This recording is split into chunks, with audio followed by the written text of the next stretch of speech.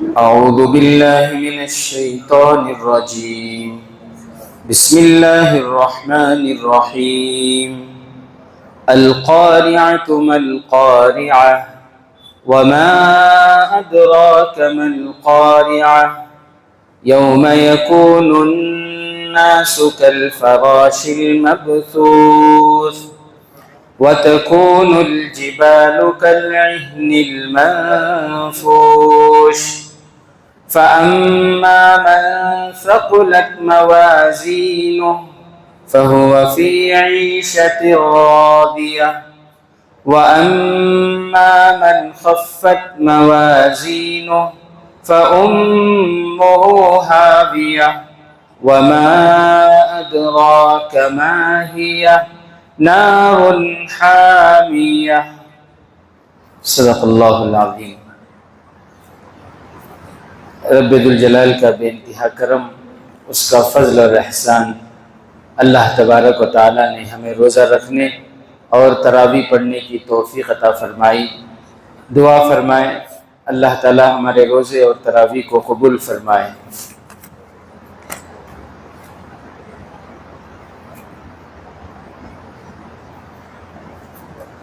میرے محترم بزرگ عزیز دوستوں، سورہ قاریعہ کی تلاوت میں نے آپ کے سامنے کی ہے. گزشتہ 2 دن سے اسی سورہ کی روشنی میں کچھ باتیں ہم نے سماعت کی. آج میں سورہ قاریعہ کا ترجمہ کر دوں اور اس کی تھوڑی سی تفسیر، مختصر سی تفسیر میں آپ کے سامنے بیان کروں. القاریعہ یہ عربی میں ایک ایسا ورڈ ہے، اس کا ایگزیکٹ ٹرانسلیشن کسی بھی لینگویج میں نہیں ہو سکتا، اس کا صحیح ترجمہ کسی بھی زبان میں نہیں ہو سکتا. ایسا یہ لفظ ہے. عربی میں اس طرح کے بہت سے الفاظ ہیں جس کا صحیح ترجمہ دوسری زبانوں میں کرنا ممکن ہی نہیں، یعنی اس کا صحیح مطلب وہ دوسری لینگویج میں آتا ہی نہیں. جیسے مثال کے طور پر آپ صرف ایک لفظ لے لیں، طہارت. کیا بولو؟ طہارت عربی ورڈ ہے. اس کے کیا معنی؟ طہارت کے معنی پاکی حاصل کرنا. بڑی طہارت، چھوٹی طہارت، ساری چیزیں اس میں آ گئی. انسان پاکی حاصل کرتا ہے نماز پڑھنے کے لیے، انسان پاکی حاصل کرتا ہے قرآن کی تلاوت کے لیے. تو طہارت ایک ایسا ورڈ ہے، اس کا ترجمہ دوسری زبانوں میں آتا ہی نہیں، فٹ ہوتا ہی نہیں. اگر اس کو آپ انگلش میں دیکھیں، اس کے کیا معنی آتے ہیں طہارت کے واسطے، اس کا ترجمہ کرنے کے واسطے، اس کے ٹرانسلیشن کے واسطے طہارت کے آپ الفاظوں کو ڈھونڈیں گے تو آپ کو کیا ملے گا؟ 2-3 الفاظ انگلش کے آپ کو ملیں گے. کلیننگ ملے گا، یا پھر جو ہے پیوریفیکیشن ملے گا. لیکن اس میں طہارت کا معنی فٹ نہیں بیٹھتا. اس میں طہارت کا معنی اس میں فٹ نہیں بیٹھتا. طہارت کے معنی کے لائق، اس کے مناسب کوئی لفظ آپ کو کسی بھی زبان میں، چاہے کنڑ ہو، چاہے تمل ہو، ملیالم ہو، تیلگو ہو، ہندی ہو، انگلش ہو، کسی بھی زبان میں نہیں ملے گا. تو عربی میں کچھ ورڈ ایسے ہوتے ہیں جس کا ایگزیکٹ ٹرانسلیشن، صحیح ترجمہ کسی بھی زبان میں، بس سمجھانے کے لیے اس کے قریب قریب جو معنی ہوتا ہے وہ معنی لکھا ہوتا ہے. مفسرین کرام نے سمجھانے کے لیے اس کا ترجمہ کیا ہے، اور وہ یہ کہ القاریہ کے معنی کھٹکھٹانے والی چیز، کھڑکھڑانے والی چیز، کھٹکھٹانے والی چیز، کھڑکھڑانے والی چیز. کھٹکھٹانا کس کو کہتے ہیں؟ اس کو مثال کے ذریعے سمجھتے ہیں تاکہ سمجھنے میں آسانی ہوگی. القاریہ، سب سے پہلی بات تو یہ ہے کہ اللہ تعالیٰ قیامت کا تذکرہ کر رہے ہیں. جیسے کہ میں نے کہا اس سے پہلے بھی، آخر کی صورتوں میں قیامت کا تذکرہ اللہ تعالیٰ اس لیے کر رہے ہیں تاکہ لوگوں کے دلوں میں اللہ کا ڈر خوف پیدا ہو. اللہ کا ڈر خوف پیدا ہوگا تبھی وہ عبادت کرے گا. اللہ کا ڈر خوف نہیں ہے تو وہ عبادت نہیں کرے گا. تو قیامت کا ذکر کرتے ہوئے اللہ تعالیٰ فرما رہے ہیں القارعہ. ترجمہ کیا ہوگا؟ کھٹکھٹانے والی چیز، کھڑکھڑانے والی چیز. کھٹکھٹانا، کھڑکھڑانا کس کو کہتے ہیں؟ میں مثال کے ذریعے سمجھا رہا ہوں. ہو سکتا ہے کہ یہ پوری طرح فٹ نہ بیٹھے، لیکن انشاءاللہ سمجھ میں آئے گی بات. رات کا وقت ہے، ایک چھوٹا سا گھر ہے، ایک کمرہ ہے. رات کے وقت آپ اس کمرے میں آرام کر رہے ہیں، گہری نیند میں ہے، بالکل سناٹا ہے. دن میں تو آوازیں ہوتی ہیں نا، گاڑیوں کی آوازیں، ادھر ادھر ساؤنڈ. رات کا وقت ہے، 2-3 بجے کا وقت ہے، بالکل سناٹا ہے. آپ آرام سے اس کمرے کے اندر سوئے ہوئے ہیں. اچانک کوئی زبردست لکڑی سے دروازے کو زور زور سے مارنے لگے. اب کیسے ایک دم گھبرا کر اٹھیں گے وہ آواز سے؟ اس کو کہتے ہیں کھٹکھٹانا. یعنی قیامت، حضرت اسرافیل علیہ السلام جو سور پھونکیں گے، اس کی جو آواز ہوگی، وہ اس کا جو ساؤنڈ ہوگا وہ چاروں طرف سے آئے گا. کانوں میں ایسے آئے گا کھٹکھٹانے کی آواز چاروں طرف سے، اور وہ آواز ایسی بھیانک ہوگی جو کانوں کے پردوں کو پھاڑنے والی ہوگی، جو لوگوں کے دلوں کو دہلا دینے والی ہوگی. وہ آواز اتنی خطرناک ہوگی کہ ہارٹ اٹیک آ جائے اس سے. وہ آواز اتنی خطرناک ہوگی کہ لوگوں کے کلیجے پھٹ جائیں. ایسی خطرناک. القارعہ. اللہ تعالیٰ قیامت کے بارے میں فرما رہے ہیں کہ قیامت جو آئے گی کھٹکھٹانے والی وہ آواز ہوگی. مل قارعہ. پھر آگے اللہ فرما رہے ہیں تمہیں پتہ ہے کہ وہ آواز کیسی ہوگی؟ وما ادراک مل قارعہ. تمہیں نہیں پتا؟ کیا تمہیں پتا ہے؟ تمہیں نہیں پتا کہ وہ آواز کیسی ہوگی. تاکید کے ساتھ اللہ تعالیٰ فرما رہے ہیں یعنی وہ آواز بہت ہی خطرناک ہوگی. وہ آواز کیا ہوگی؟ بہت ہی خطرناک ہوگی. یوم یکون الناس کالفراش المبثوث. پھر قیامت کے منظر کو اللہ تعالیٰ فرما رہے ہیں، بیان فرما رہے ہیں. قیامت کے دن کے منظر کو. اس دن کیا ہوگا کہ لوگ پتنگوں کی طرح اڑتے پھریں گے. پتنگے، پروانے دیکھیں آپ دیہات میں کہیں جائیں، دیہات میں کھیتوں میں، کھلیان میں، اور وہاں رات کے وقت آپ چراغ سلگائیں یا لائٹ جلائیں آپ، تو پروانے آتے ہیں. لائٹ کی روشنی پر چھوٹے چھوٹے کیڑے آتے ہیں. ابھی میں آ رہا تھا یہاں باہر بھی دیکھا، یہ جو راستے میں کھمبے، وہ جو لائٹیں ہیں، اور خاص طور سے جب تھوڑی بارش ہوتی ہے شروع موسم میں، تو پھر وہ کیڑے بہت زیادہ ہوتے ہیں جو روشنی کو آ کر گھیرتے ہیں اور اسی کے اوپر اٹریکٹ ہوتے ہیں اور اس پر مائل ہوتے ہیں اس روشنی کی طرف. صبح میں وہ کیڑوں کا ڈھیر پڑا رہتا ہے، مرے ہوئے پڑے رہتے ہیں. تو یہ جو پتنگے ہیں نا، پتنگے یہ اڑتے ہیں تو ایک دوسرے کو ٹکر بھی لگاتے ہیں، اور سب کی نگاہ جو ہے، سب کی منزل وہ روشنی ہوتی ہے، روشنی کی طرف بھاگ رہے ہوتے ہیں وہ. تو اللہ تعالیٰ فرما رہے ہیں کہ پتنگوں کی طرح انسان، قیامت کے دن پتنگوں کی طرح انسان اڑتے پھریں گے. اور جیسے روشنی ہے تو سارے کیڑے اس ایک روشنی کے پاس جمع ہوتے ہیں، اسی طرح حضرت آدم علیہ نبی کی علیہ الصلوۃ والسلام سے لے کر دنیا میں آنے والا جو آخری انسان ہوگا اس تک سارے انسان ایک میدان میں جمع کر دیے جائیں گے. سارے انسان ایک میدان میں جمع کر دیے جائیں گے. یہ قیامت کا منظر ہے. وَتَكُونُ الْجِبَالُ كَالْعِهْنِ الْمَنْفُوشِ. اور اللہ فرما رہے ہیں کہ قیامت کا دن ایسا ہوگا تم دیکھو گے پہاڑوں کو روئی کی طرح اڑتے پھریں گے. دھنی ہوئی روئی اون، وہ صوفہ یہ بنانے والے، گدی بنانے والے، ان کے پاس وہ مشین ہوتی ہے، اس کو کھولتے ہیں، پھر روئی کو وہ یہ کرتے ہیں، کوٹتے ہیں اسے، روئی کو بہت باریک کرتے ہیں اس کو، پھر اس کے اندر جو ہے وہ رکھتے ہیں. تو وہ جو روئی کتنا ہلکا ہوتا ہے، کتنا اس میں وزن ہی نہیں ہوتا ہے روئی کے اندر، بالکل اگر پھونکو تو آپ کے پھونکوں سے وہ اڑ جائے. یہ جو پہاڑ ہیں دنیا میں سب سے زیادہ وزنی چیز اگر کوئی ہے تو پہاڑ ہے، سب سے زیادہ طاقتور اور وزنی چیز. کیوں؟ اس لیے کہ پہاڑوں کی تاریخ تو بہت پرانی ہے نا. دنیا میں جتنی بھی چیزیں ہیں پرانی، جیسے ابھی حضرت ٹیپو سلطان شہید رحمۃ اللہ علیہ کا جو گھر ہے، یا پھر جو ان کی جو چیزیں ہیں، وہ جو محل وغیرہ ہے، یہ کتنے سال پرانی ہے.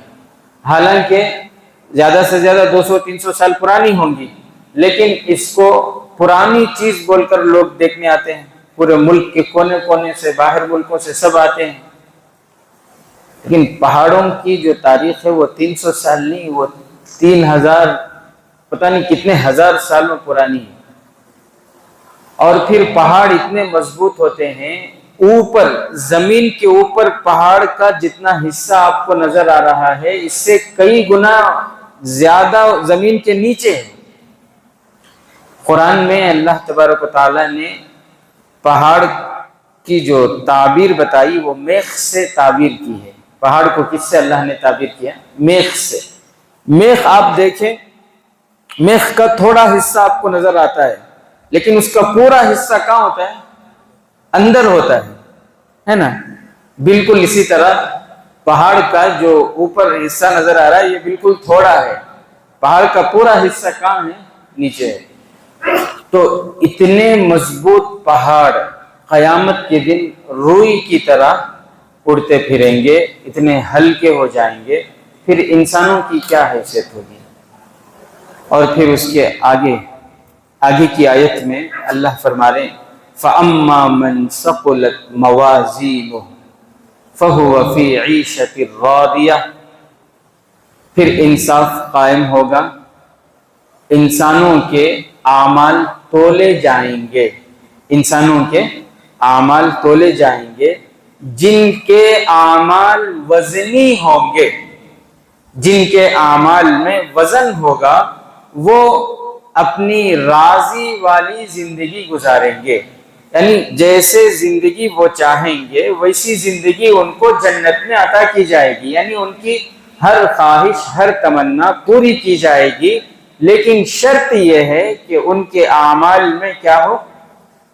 وزن ہو. اعمال میں کیا ہو؟ وزن ہو. یہ شرط ہے. اللہ تبارک و تعالی اعمال کی گنتی کو نہیں دیکھتے، اللہ تعالیٰ اعمال کے وزن کو دیکھتے ہیں. اللہ تعالیٰ کس کو دیکھتے ہیں؟ اعمال کے وزن کو. مثال کے طور پر ایک آدمی 1 لاکھ روپے صدقہ کر رہا ہے، ٹھیک ہے، اور ایک آدمی اپنی طاقت کے مطابق بیچارہ غریب ہے 10 روپے صدقہ کر رہا ہے. 1 لاکھ صدقہ کرنے والے کے عمل میں اگر کھوٹ ہے تو گرچہ کہ وہ 1 لاکھ ہے لیکن وہ کھوکھلا ہے، بے وزن ہے. اور یہ 10 روپے اگر اس کی نیت صحیح ہے تو یہ 1 لاکھ کے اوپر بھاری. اعمال کے وزن کو اللہ دیکھتے ہیں. سمجھ رہے ہیں آپ؟ ایک آدمی نماز پڑھ رہا ہے 100 رکعت، کتنے رکعت؟ 100 رکعت نماز پڑھ رہا ہے. نماز کی کیفیت کیا؟ دھڑا دھڑ لے کرے رکوع سے کیا سجدے تشہد لے سلام لے دھڑا دھڑ ماری. 100 رکعت مغرب سے عشاء تک. اور ایک آدمی 10 رکعت پڑھ رہا ہے لیکن اطمینان سے، پورے وقار کے ساتھ، سکون سے، رکوع بھی اچھی طرح، سجدے بھی اچھی طرح، تشہد بھی اچھی طرح، سنتوں کی اور آداب کی رعایت کرتے ہوئے 10 رکعت پڑھا. تو یہ 10 رکعت یہ وزنی عمل ہے. یہ کون سا عمل ہے؟ وزنی عمل ہے. سمجھ رہے ہیں آپ اعمال کے وزن کو؟ ایک آدمی ہے ہر سال حج کو جا رہا ہے، ذرے ذرے دن کو عمرے کو نکل رہی، اور پھر جو ہے مدرسوں کو، مسجدوں کو کروڑوں کے روپے خرچ کر رہی۔ رمضان کا مہینہ آگا تو پورا مہینہ ان کے یہاں افطاری کی دعوت ہو رہی ہے، سحری کی دعوت ہو رہی ہے۔ کتنا وزنی عمل ہے، لیکن اگر نیت صحیح نہیں ہے، نیت اگر نام کے لیے ہے، نیت اگر شہرت کے لیے ہے، تو پھر یہ سارے اعمال میں کوئی وزن ہی نہیں، اللہ کے یہاں کھوکھلے ہیں یہ۔ اور اگر ایک انسان زندگی میں اس کے اوپر حج فرض تھا، ایک ہی مرتبہ حج کر سکا اخلاص سے، اور پھر اللہ نے جتنی طاقت دی ہے اپنی طاقت کے مطابق وہ خرچ کرتا رہا اللہ کی رضا کے لیے، تو اس کے اعمال میں وزن ہے۔ تو وزن سمجھ رہے ہیں؟ تو اللہ تبارک و تعالی اعمال کے وزن کو دیکھتے ہیں۔ کل تولا جائے گا انسانوں کے اعمال کے وزن کو، جس کے اعمال کا وزن بھاری ہوگا اس کو اللہ جنت عطا کریں گے۔ یہ یہاں پر فرمائے گا فَأَمَّا مَنْ ثَقُلَتْ مَوَازِينُهُ فَهُوَ فِي عِيشَةٍ رَاضِيَةٍ۔ وزن کو اگر سمجھنا ہے ایک لفظ میں تو آپ سمجھیں اخلاص، جس کے کاموں میں اخلاص ہوگا، جس درجے کا اخلاص ہوگا اتنے ہی درجے کا، اتنا ہی زیادہ وزنی ہوگا اس کا وہ عمل۔ سیم ایک ہی عمل ہو سکتا ہے لیکن اخلاص کی وجہ سے وزن زیادہ ہو جائے گا۔ بات سمجھ رہے ہیں؟ اب جیسے مثال کے طور پر دیکھیں، میرے اور آپ کے آقا احمد مجتبیٰ محمد مصطفیٰ سرکار دو عالم صلی اللہ علیہ وسلم کو نبوت ملی 40 سال کی عمر میں، مکہ مکرمہ میں رہے 13 سال، اور پھر اس کے بعد اللہ کے حکم سے مدینہ منورہ آ گئے۔ نماز تو بعد میں فرض ہوئی نا مدینہ منورہ، لیکن آپ ایسے ہی سمجھو کہ 40 سال سے ہمارے نبی صلی اللہ علیہ وسلم دنیا سے پردہ فرمانے تک نماز پڑھتے رہے، تو یہ 23 سال، کتنے سال؟ 23 سال، 20 کو 3 سال ہمارے نبی صلی اللہ علیہ وسلم نماز پڑھے۔ ایک انسان کو 100 سال کی حیاتی ملی، 20 سال سے نماز پڑھنا شروع کرے انہیں، 100 سال میں انتقال ہوا تو کتنے سال ہوئے اس کے نمازاں؟ 80 سال۔ تو گنتی کے اعتبار سے دیکھو تو اس کے زیادہ ہو رہی نا 100 سال والے کے، کیونکہ 80 سال نماز پڑھے ہیں۔ جناب آقا محمد الرسول اللہ صلی اللہ علیہ وسلم کی صرف 23 سال کی نمازیں، لیکن میرے عزیز ساتھیوں وہ نمازوں میں ایسا اخلاص ہے، پیارے نبی صلی اللہ علیہ وسلم کے اعمال اتنے وزنی ہیں کہ پوری امت کے اعمال ایک ترازو میں رکھ دیے جائیں، پیارے نبی کے اعمال تو پیارے نبی کے اعمال جھک جائیں گے، ویسا اخلاص۔ بات سمجھ رہے ہیں؟ ویسا کر کو بعد میں بولیں گے 2 سجدے اللہ قبول کر لیا تو بس اللہ کیا نہیں دیکھتا، اللہ گنتا نہیں، اللہ خالی وزن کو دیکھتا اس کر کو بول کو خالی جمعہ شروع کر دیں گے بدنے۔ اب تراویح بھی نکو کیا بھی نکو، جمعہ بھی کئی کو خالی سال میں ایک بار 2 سجدے قبول کر لیا تو اللہ بیڑا پار۔ ویسا نہیں ہے، اس کا مطلب وہ نہیں ہے، جو فرائض ہیں وہ تو ادا کرنا کمپلسری، یہ ڈیوٹی ہے ہر مومن کی۔ دن میں 5 وقت کی نماز یہ ڈیوٹی ہے، یہ کمپلسری ہے، یہ ضروری ہے۔ سال میں رمضان کے روزے یہ فرض ہیں، ضروری ہے یہ ہر مومن کے لیے۔ سال میں 1 مرتبہ اپنے مال کی زکوٰۃ نکالنا یہ فرض ہے، ڈیوٹی ہے، کمپلسری ہے۔ یہ اس کے اندر وزن پیدا کرنا ہے، اس کے علاوہ جو کرتے ہیں اس کو جو ہے اخلاص کے ساتھ کرنا، یہ مطلب ہے۔ بہرحال اللہ تعالی ہمیں اخلاص نصیب فرمائے۔ اس کے بعد اللہ تبارک و تعالی آگے فرماتے ہیں وَأَمَّا مَنْ خَفَّتْ مَوَازِينُهُ فَأُمُّهُ هَاوِيَةٌ۔ پہلے یہ فرمایا کہ اعمال تولے جائیں گے، جن کے اعمال وزنی ہوں گے اللہ ان کو جنت عطا فرمائیں گے، اور جن کے اعمال کھوکھلے ہوں گے، جن کے اعمال کیا ہوں گے؟ کھوکھلے ہوں گے۔ مطلب یہ ہے کہ وہ نماز تو پڑھے ہوں گے، انہوں نے حج تو کیے ہوں گے، انہوں نے صدقہ خیرات تو کیے ہوں گے، اچھے کام کیے ہوں گے، لیکن اللہ کے لیے نہیں، دکھاوے کے لیے، لوگوں کے لیے، شہرت کے لیے، نام و نمود کے لیے، تو ان کے اعمال کھوکھلے ہو جائیں گے۔ قرآن کی تلاوت کی ہوگی، لمبی لمبی نمازیں پڑھی ہوں گی، لیکن اس لیے تاکہ لوگ نمازی کہیں، تاکہ لوگ قاری کہیں، تاکہ لوگ مفتی کہیں، دکھاوے کے لیے انہوں نے پڑھا تھا، دکھاوے کے لیے انہوں نے اعمال کیے تھے، تو کل قیامت کے دن جب ان کے عملوں کو تولا جائے گا تو وہ بے وزن ہوں گے، کھوکھلے ہوں گے، اور اللہ فرماتے ہیں جن کے اعمال کھوکھلے ہوں گے فَأُمُّهُ حَاوِيَةٌ، ان کا ٹھکانہ حاویہ ہوگا۔ ان کو اللہ تعالیٰ کہاں بھیجیں گے؟ حاویہ کو۔ وَمَا أَدْرَاكَ مَا هِيَ، اے میرے محبوب کیا آپ کو پتا ہے حاویہ کیا ہے؟ حاویہ کیا ہے آپ کو پتا ہے؟ آگے اللہ فرما رہے نار حامیہ، حاویہ یہ جہنم کا نام ہے، اور یہ کیسی جہنم ہے؟ دہکتی ہوئی آگوں والی وہ جگہ ہوگی، اور وہ آگ ایسی ہوگی جو ہر چیز کو جلا کر تہس نہس کر دے گی۔ جن کے اعمال کھوکھلے ہوں گے ان کا ٹھکانہ حاویہ ہوگا۔ اللہ تعالیٰ میری آپ کی امت کے ہر فرد کی حفاظت فرمائے۔ اللہ تعالیٰ ہر عمل کو خالص اس کی رضا کے لیے کرنے کی توفیق عطا فرمائے۔ آمین وآخر دعوانا الحمدللہ رب العالمین۔ ایک اعلان ہے، ہمارے مدینہ مسجد کے صدر عالی جناب الحاج مبارک پاشا صاحب کے بھائی مرحوم جناب نواب صاحب گرگیشوری، ان کے اہلیہ کی طبیعت ناساز ہے، دعا کی درخواست کی ہے، دعا فرمائے اللہ تعالیٰ نواب صاحب کی اہلیہ کو صحت عطا فرمائے۔